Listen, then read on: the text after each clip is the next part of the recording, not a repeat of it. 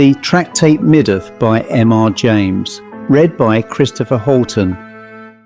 Towards the end of an autumn afternoon, an elderly man with a thin face and grey Piccadilly weepers pushed open the swing door leading into the vestibule of a certain famous library, and addressing himself to an attendant, stated that he believed he was entitled to use the library, and inquired if he might take a book out. Yes, if he were on the list of those to whom that privilege was given. He produced his card, Mr. John Eldred, and the register being consulted, a favourable answer was given. "Now, another point," said he. "It is a long time since I was here, and I do not know my way about your building. Besides, it is near closing time, and it is bad for me to hurry up and down stairs. I have here the title of the book I want. Is there anyone at liberty who could go and find it for me?" After a moment's thought, the doorkeeper beckoned to a young man who was passing. "Mr. Garrett," he said, "have you a minute to assist this gentleman?" "With pleasure," was Mr. Garrett's answer. The slip with the title was handed to him. "I think I can put my hand on this. It happens to be in the class I inspected last quarter, but I'll just look it up in the catalogue to make sure. I suppose it is that particular edition that you require, sir?" "Yes, if you please, that and no other," said Mr. Eldred. "I am exceedingly obliged to you." "Don't mention it, I beg, sir," said Mr. Garrett, and hurried off. "I thought so," he said to himself, when his finger, travelling down the pages of the catalogue, stopped at a particular entry. Talmud, Tractate Middoth, with the commentary of Nachmanides, Amsterdam, 1707. 11.334. Hebrew class, of course. Not a very difficult job, this. Mr. Eldred, accommodated with a chair in the vestibule, awaited anxiously the return of his messenger, and his disappointment at seeing an empty-handed Mr. Garrett running down the staircase was very evident. "I'm sorry to disappoint you, sir," said the young man, "but the book is out." "Oh dear," said Mr. Eldred. "Is that so? You are sure there can be no mistake?" "I don't think there is much chance of it, sir, but it's possible, if you like to wait a minute, that you might meet the very gentleman that's got it. He must be leaving the library soon, and I think I saw him take that particular book out of the shelf." "Indeed? You didn't recognize him, I suppose? Would it be one of the professors or one of the students?" "I don't think so, certainly not a professor. I should have known him. But the light isn't very good in that part of the library at this time of day, and I didn't see his face.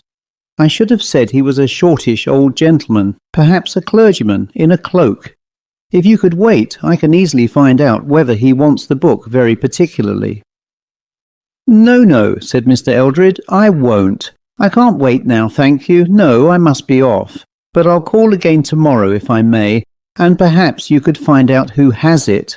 "Certainly, sir, and I'll have the book ready for you if we—" But Mr. Eldred was already off, and hurrying more than one would have thought wholesome for him. Garrett had a few moments to spare, and thought he, "I'll go back to that case and see if I can find the old man. Most likely he could put off using the book for a few days.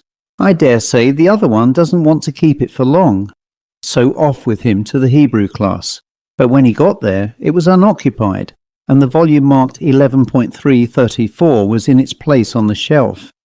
It was vexatious to Garrett's self-respect to have disappointed an inquirer with so little reason, and he would have liked, had it not been against library rules, to take the book down to the vestibule then and there, so that it might be ready for Mr. Eldred when he called.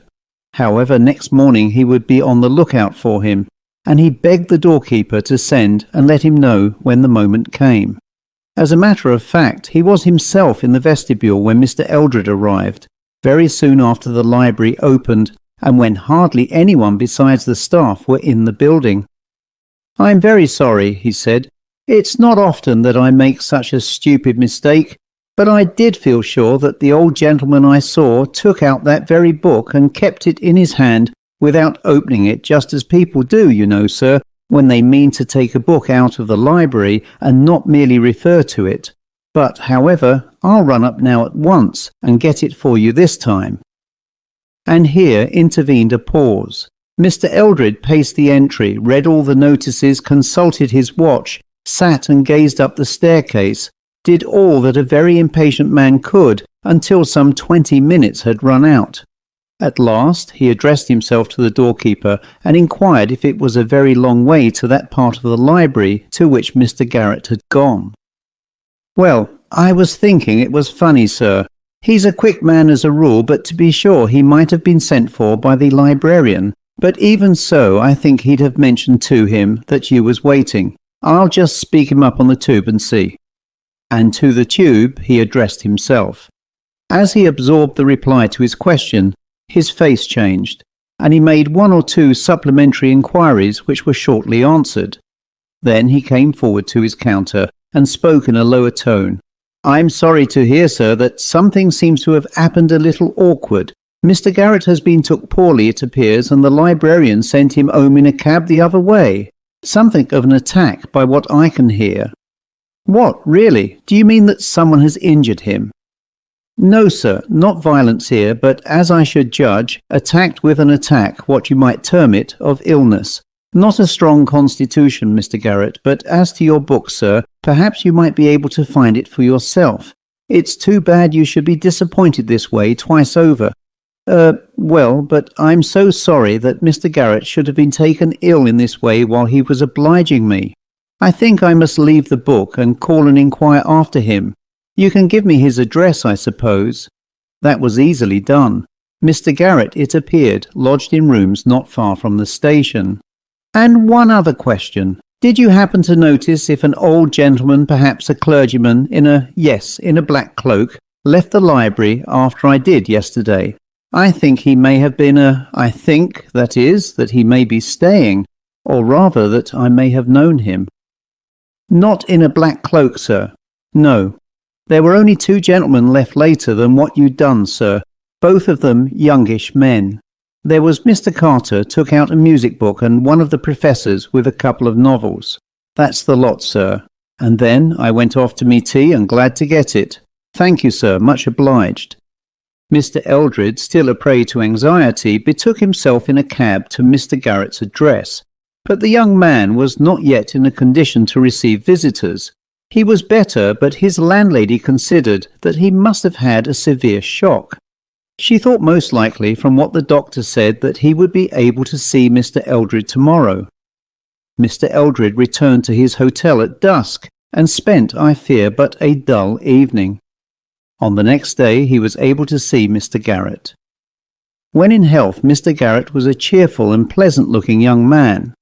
Now he was a very white and shaky being, propped up in an armchair by the fire, and inclined to shiver and keep an eye on the door. If, however, there were visitors whom he was not prepared to welcome, Mr. Eldred was not among them. "It really is I who owe you an apology, and I was despairing of being able to pay it, for I didn't know your address. But I am very glad you have called. I do dislike and regret giving all this trouble, but you know I could not have foreseen this attack which I had." "Of course not, but now I am something of a doctor. You'll excuse my asking, you have had, I am sure, good advice. Was it a fall you had?" "No, I did fall on the floor, but not from any height. It was really a shock." "You mean something startled you? Was it anything you thought you saw?" "Not much thinking in the case, I'm afraid." "Yes, it was something I saw. You remember when you called the first time at the library?" "Yes, of course." "Well, now, let me beg you not to try to describe it. It will not be good for you to recall it, I'm sure." "But indeed, it would be a relief to me to tell anyone like yourself. You might be able to explain it away." "It was just when I was going into the class where your book is." "Indeed, Mr. Garrett, I insist. Besides, my watch tells me I have but very little time left in which to get my things together and take the train. No, not another word. It would be more distressing to you than you imagine, perhaps. Now, there is just one thing I want to say. I feel that I am really indirectly responsible for this illness of yours, and I think I ought to defray the expense which it has. Eh?" But this offer was quite distinctly declined. Mr. Eldred, not pressing it, left almost at once. Not, however, before Mr. Garrett had insisted upon his taking a note of the class mark of the Tractate Middoth, which, as he said, Mr. Eldred could at leisure get for himself. But Mr. Eldred did not reappear at the library. William Garrett had another visitor that day in the person of a contemporary and colleague from the library, one George Earle. Earle had been one of those who found Garrett lying insensible on the floor, just inside the class or cubicle opening upon the central alley of a spacious gallery in which the Hebrew books were placed, and Earle had naturally been very anxious about his friend's condition, so as soon as library hours were over, he appeared at the lodgings. "Well," he said after other conversation, "I've no notion what it was that put you wrong, but I've got the idea that there's something wrong in the atmosphere of the library. I know this, that just before we found you I was coming along the gallery with Davis, and I said to him, 'Did ever you know such a musty smell anywhere as there is about here? It can't be wholesome.' Well now, if one goes on living a long time with a smell of that kind, I tell you it was worse than I ever knew it. It must get into the system and break out sometime, don't you think?" Garrett shook his head. "That's all very well about the smell, but it isn't always there, though I've noticed it the last day or two, a sort of unnaturally strong smell of dust. But no, that's not what did for me. It was something I saw. And I want to tell you about it. I went into that Hebrew class to get a book for a man that was inquiring for it down below. Now that same book I'd made a mistake about the day before. I'd been for it for the same man, and made sure that I saw an old parson in a cloak taking it out. I told my man it was out. Off he went to call again next day. I went back to see if I could get it out of the parson. No parson there, and the book on the shelf. Well, yesterday, as I say, I went again. This time, if you please, 10 o'clock in the morning, remember, and as much light as ever you get in those classes. And there was my parson again, back to me, looking at the books on the shelf I wanted. His hat was on the table, and he had a bald head. I waited a second or two looking at him rather particularly. I tell you, he had a very nasty bald head. It looked to me dry, and it looked dusty, and the streaks of hair across it were much less like hair than cobwebs. Well, I made a bit of a noise on purpose, coughed and moved my feet. He turned round and let me see his face, which I hadn't seen before. I tell you again, I'm not mistaken. Though, for one reason or another, I didn't take in the lower part of his face, I did see the upper part, and it was perfectly dry, and the eyes were very deep sunk, and over them, from the eyebrows to the cheekbone, there were cobwebs thick. Now that closed me up, as they say, and I can't tell you anything more." What explanations were furnished by Earle of this phenomenon, it does not very much concern us to inquire. At all events, they did not convince Garrett that he had not seen what he had seen. Before William Garrett returned to work at the library, the librarian insisted upon his taking a week's rest and change of air. Within a few days' time, therefore, he was at the station with his bag, looking for a desirable smoking compartment in which to travel to Burnstow-on-Sea, which he had not previously visited. One compartment and one only seemed to be suitable. But just as he approached it, he saw, standing in front of the door, a figure so like one bound up with recent unpleasant associations that, with a sickening qualm, and hardly knowing what he did, he tore open the door of the next compartment and pulled himself into it, as quickly as if death were at his heels. The train moved off, and he must have turned quite faint, for he was next conscious of a smelling bottle being put to his nose. His physician was a nice-looking old lady who, with her daughter, was the only passenger in the carriage. But for this incident it is not very likely that he would have made any overtures to his fellow travellers. As it was, thanks and inquiries and general conversation supervened inevitably, and Garrett found himself provided before the journey's end not only with a physician, but with a landlady. For Mrs. Simpson had apartments to let at Burnstow, which seemed in all ways suitable. The place was empty at that season, so that Garrett was thrown a good deal into the society of the mother and daughter. He found them very acceptable company. On the third evening of his stay he was on such terms with them as to be asked to spend the evening in their private sitting room. During their talk, it transpired that Garrett's work lay in a library. "Ah, libraries are fine places," said Mrs. Simpson, putting down her work with a sigh. "But for all that, books have played me a sad turn, or rather a book has." "Well, books give me my living, Mrs. Simpson, and I should be sorry to say a word against them. I don't like to hear that they have been bad for you." "Perhaps Mr. Garrett could help us to solve our puzzle, Mother," said Miss Simpson. "I don't want to set Mr. Garrett off on a hunt that might waste a lifetime, my dear, nor yet to trouble him with our private affairs. But if you think it in the least likely that I could be of use, I do beg you to tell me what the puzzle is, Mrs. Simpson. If it is finding out anything about a book, you see, I am in rather a good position to do it." "Yes, I do see that, but the worst of it is that we don't know the name of the book." "Nor what it is about." "No, nor that either. Except that we don't think it's in English, Mother, and that is not much of a clue." "Well, Mr. Garrett," said Mrs. Simpson, who had not yet resumed her work and was looking at the fire thoughtfully, "I shall tell you the story. You will please keep it to yourself if you don't mind, thank you. Now it is just this. I had an old uncle, a Dr. Rant, perhaps you may have heard of him. Not that he was a distinguished man, but from the odd way he chose to be buried. I rather think I have seen the name in some guidebook." "That would be it," said Miss Simpson. "He left directions, horrid old man, that he was to be put, sitting at a table in his ordinary clothes, in a brick room that he'd had made underground in a field near his house. Of course, the country people say he's been seen about there in his old black cloak." "Well, dear, I don't know much about such things," Mrs. Simpson went on. "But anyhow, he is dead these 20 years and more. He was a clergyman, though I'm sure I can't imagine how he got to be one, but he did no duty for the last part of his life, which I think was a good thing. And he lived on his own property, a very nice estate, not a great way from here. He had no wife or family, only one niece, who was myself, and one nephew, and he had no particular liking for either of us, nor for anyone else, as far as that goes. If anything, he liked my cousin better than he did me, for John was much more like him in his temper, and I'm afraid I must say, his very mean, sharp ways. It might have been different if I had not married, but I did, and that he very much resented.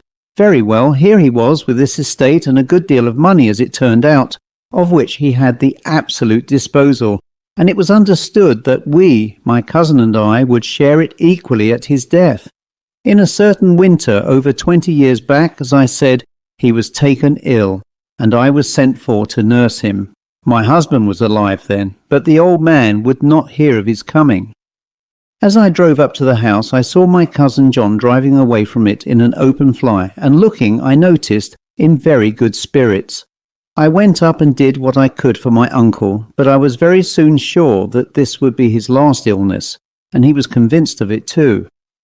During the day before he died, he got me to sit by him all the time, and I could see there was something, and probably something unpleasant, that he was saving up to tell me, and putting it off as long as he felt he could afford the strength. I'm afraid purposely in order to keep me on the stretch. But at last out it came. "Mary," he said, "Mary, I've made my will in John's favour. He has everything, Mary." Well, of course, that came as a bitter shock to me, for we, my husband and I, were not rich people, and if he could have managed to live a little easier than he was obliged to do, I felt it might be the prolonging of his life. But I said little or nothing to my uncle, except that he had a right to do what he pleased, partly because I couldn't think of anything to say, and partly because I was sure there was more to come, and so there was. "But Mary," he said, "I'm not very fond of John, and I've made another will in your favour. You can have everything, only you've got to find the will, you see, and I don't mean to tell you where it is." Then he chuckled to himself, and I waited, for again I was sure he hadn't finished. "That's a good girl," he said after a time. "You wait and I'll tell you as much as I told John. But just let me remind you, you can't go into court with what I'm saying to you, for you won't be able to produce any collateral evidence beyond your own word, and John's a man that can do a little hard swearing if necessary." "Very well then, that's understood. Now, I had the fancy that I wouldn't write this will quite in the common way, so I wrote it in a book, Mary, a printed book, and there's several thousand books in this house, but there. You needn't trouble yourself with them, for it isn't one of them. It's in safekeeping elsewhere, in a place where John can go and find it any day if he only knew, and you can't. A good will it is, properly signed and witnessed, but I don't think you'll find the witnesses in a hurry. Still I said nothing. If I had moved at all, I must have taken hold of the old wretch and shaken him. He lay there laughing to himself, and at last he said, "Well, well, you've taken it very quietly, and as I want to start you both on equal terms, and John has a bit of a purchase in being able to go where the book is, I'll tell you just two other things which I didn't tell him. The will's in English, but you won't know that if ever you see it. That's one thing, and another is that when I'm gone you'll find an envelope in my desk directed to you, and inside it's something that would help you to find it, if only you have the wits to use it." In a few hours from that he was gone, and though I made an appeal to John Eldred about it— "John Eldred? I beg your pardon, Mrs. Simpson. I think I've seen a Mr. John Eldred. What is he like to look at?" "It must be 10 years since I saw him. He would be a thin, elderly man now, and unless he has shaved them off, he has that sort of whiskers which people used to call Dundreary or Piccadilly something." "Weepers, yes, that is the man. Where did you come across him, Mr. Garrett?" "I don't know if I could tell you," said Garrett mendaciously. "In some public place. But you hadn't finished." Really, I had nothing much to add, only that John Eldred, of course, paid no attention whatever to my letters, and has enjoyed the estate ever since, while my daughter and I have had to take to the lodging-house business here, which I must say has not turned out by any means so unpleasant as I feared it might. But about the envelope. To be sure, why the puzzle turns on that. Give Mr. Garrett the paper out of my desk. It was a small slip with nothing whatever on it but 5 numerals, not divided or punctuated in any way. 1133-4. Mr. Garrett pondered, but there was a light in his eye. Suddenly he made a face, and then asked, "Do you suppose that Mr. Eldred can have any more clue than you have to the title of the book?" "I have sometimes thought he must," said Mrs. Simpson, "and in this way, that my uncle must have made the will not very long before he died, that I think he said himself, and got rid of the book immediately afterwards. But all his books were very carefully catalogued, and John has the catalogue, and John was most particular that no books whatever should be sold out of the house, and I'm told that he is always journeying about to booksellers and libraries.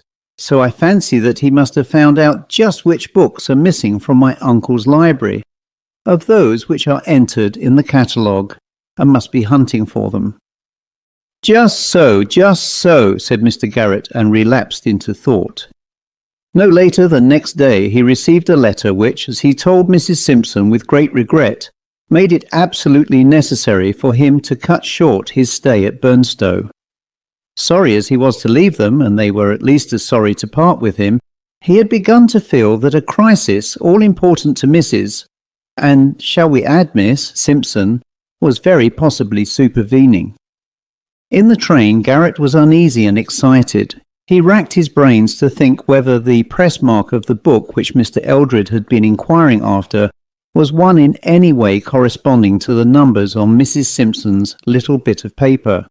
But he found to his dismay that the shock of the previous week had really so upset him that he could neither remember any vestige of the title or nature of the book, or even of the locality to which he had gone to seek it. And yet all other parts of library topography and work were clear as ever in his mind. And another thing, he stamped with annoyance as he thought of it. He had at first hesitated, and then had forgotten to ask Mrs. Simpson for the name of the place where Eldred lived. That, however, he could write about. At least he had his clue in the figures on the paper. If they referred to a press mark in his library, they were only susceptible of a limited number of interpretations. They might be divided into 1, 13, 34, 11, 33, 4, or 11, 3, and 34. He could try all these in the space of a few minutes, and if anyone were missing, he had every means of tracing it. He got very quickly to work, though a few minutes had to be spent in explaining his early return to his landlady and his colleagues. 1334 was in place and contained no extraneous writing. As he drew near to class 11 in the same gallery, its associations struck him like a chill. But he must go on. After a cursory glance at 1133-4, which first confronted him, and was a perfectly new book, he ran his eye along the line of quartos which fills 11.3. The gap he feared was there. 34 was out. A moment was spent in making sure that it had not been misplaced, and then he was off to the vestibule. "Has 1133-4 gone out? Do you recollect noticing that number?" "Notice the number? What do you take me for, Mr. Garrett? There, take and look over the tickets for yourself, if you've got a free day before you." "Well then, has a Mr. Eldred called again? The old gentleman who came the day I was taken ill. Come, you'd remember him." "What do you suppose?" "Of course I recollect of him. No, he haven't been in again, not since you went off for your holiday. And yet I seem to. There now, Roberts'll know. Roberts, do you recollect of the name of Eldred?" "Not half," said Roberts. "You mean the man that sent a bob over the price for the parcel, and I wish they all did." "Do you mean to say you've been sending books to Mr. Eldred? Come, do speak up, have you?" "Well now, Mr. Garrett, if a gentleman sends the ticket all wrote correct and the secretary says this book may go in the box ready addressed, sent with the note, and a sum of money sufficient to defray the railway charges, what would be your action in the matter, Mr. Garrett, if I may take the liberty to ask such a question? Would you or would you not have taken the trouble to oblige? Or would you have chucked the old thing under the counter and—" "You were perfectly right, of course, Hodgson, perfectly right. Only would you kindly oblige me by showing me the ticket Mr. Eldred sent, and letting me know his address?" "To be sure, Mr. Garrett, so long as I'm not hectored about and informed that I don't know my duty, I'm willing to oblige in every way feasible to my power. There is the ticket on the file. J. Eldred, 1133-4. Title of work, TALM. Well, there, you can make what you like of it. Not a novel, I should hazard the guess. And here is Mr. Eldred's note applying for the book in question, which I see he terms it a track.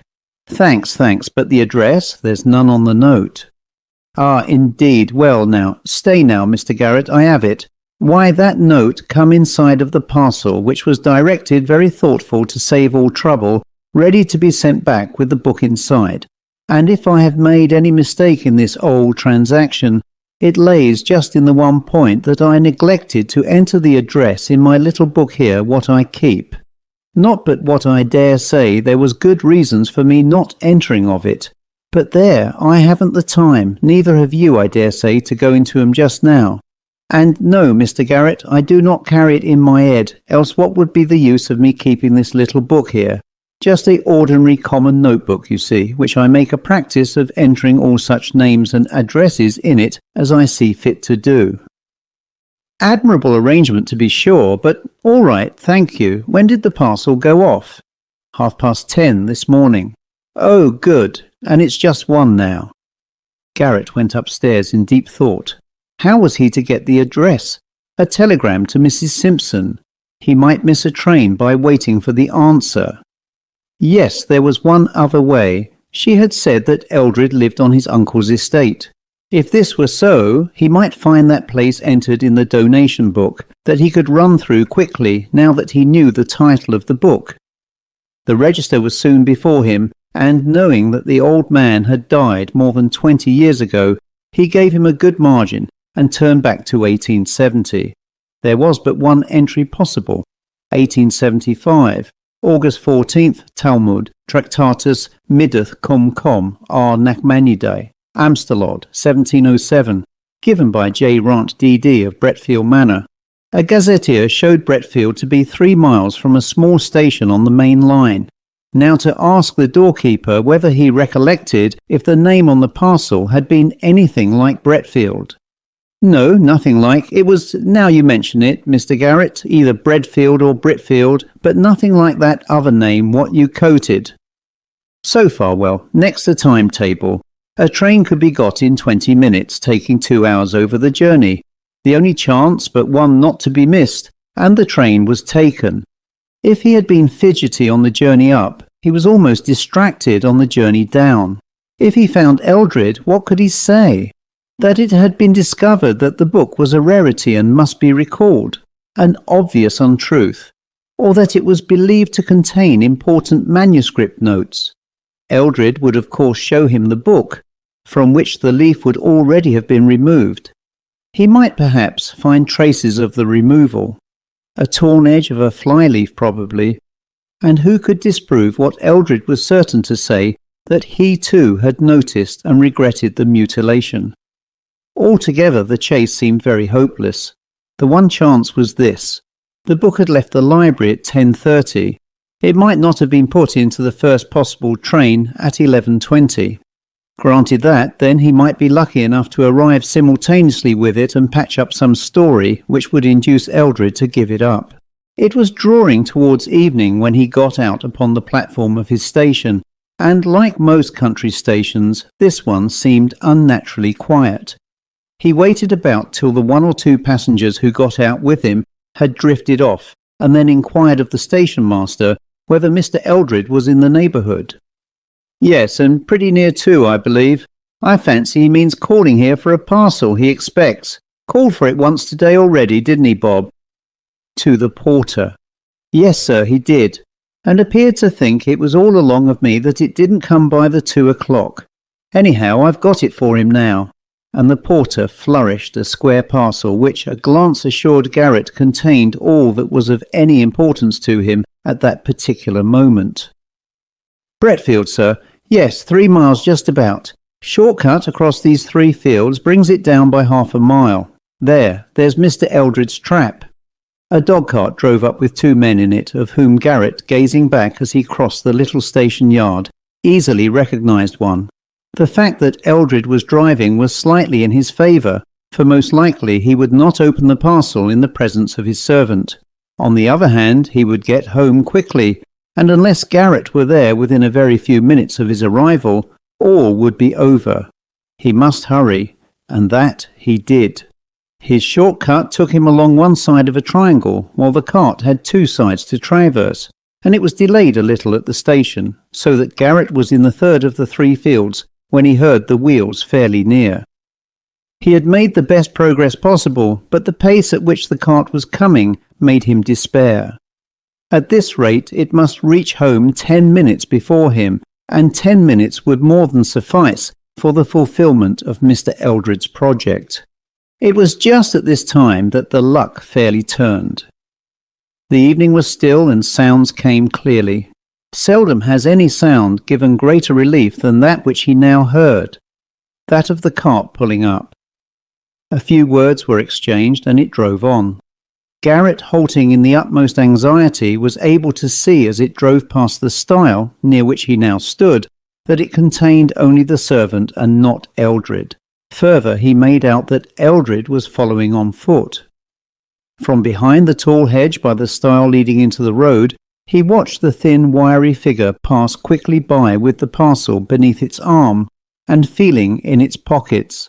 Just as he passed the stile, something fell out of a pocket upon the grass, but with so little sound that Eldred was not conscious of it. In a moment more it was safe for Garrett to cross the stile into the road and pick up a box of matches. Eldred went on, and as he went his arms made hasty movements difficult to interpret in the shadow of the trees that overhung the road. But as Garrett followed cautiously, he found at various points the key to them, a piece of string, and then the wrapper of the parcel, meant to be thrown over the hedge, but sticking in it. Now Eldred was walking slower, and it could just be made out that he had opened the book and was turning over the leaves.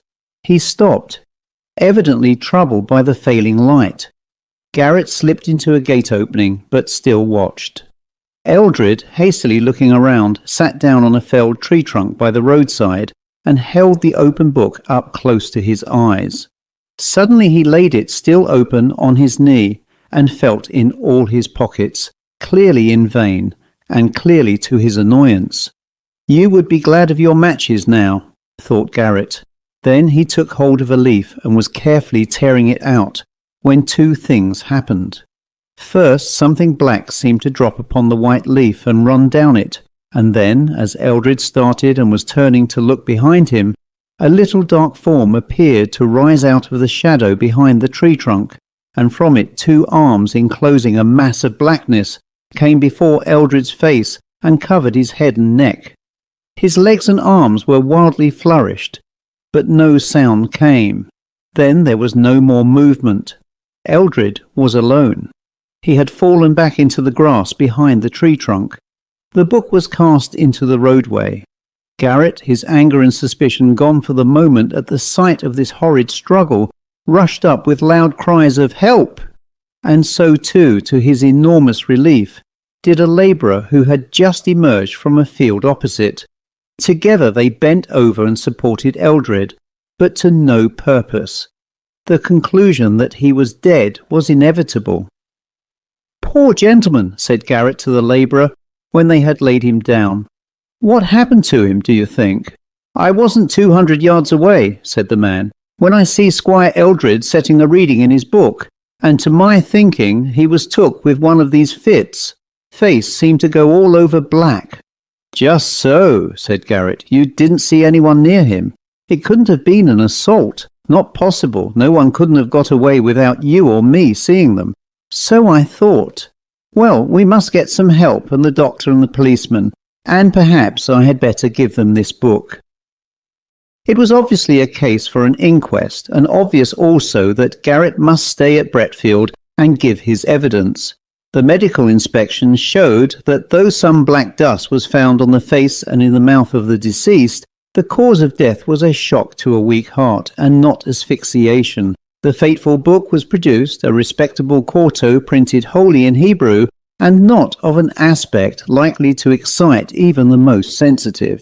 "You say, Mr. Garrett, that the deceased gentleman appeared at the moment before his attack to be tearing a leaf out of this book."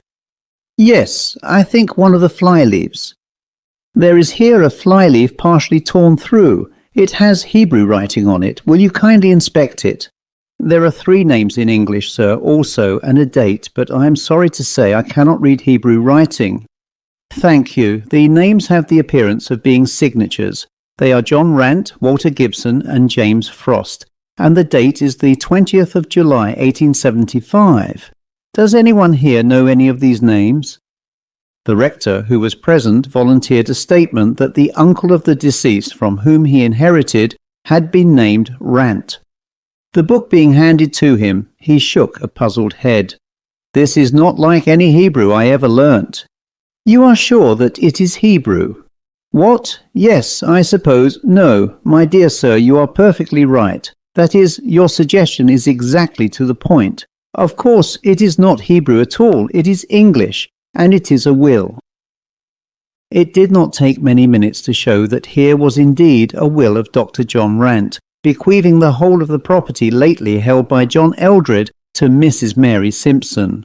Clearly, the discovery of such a document would amply justify Mr. Eldred's agitation. As to the partial tearing of the leaf, the coroner pointed out that no useful purpose could be attained by speculations whose correctness it would never be possible to establish.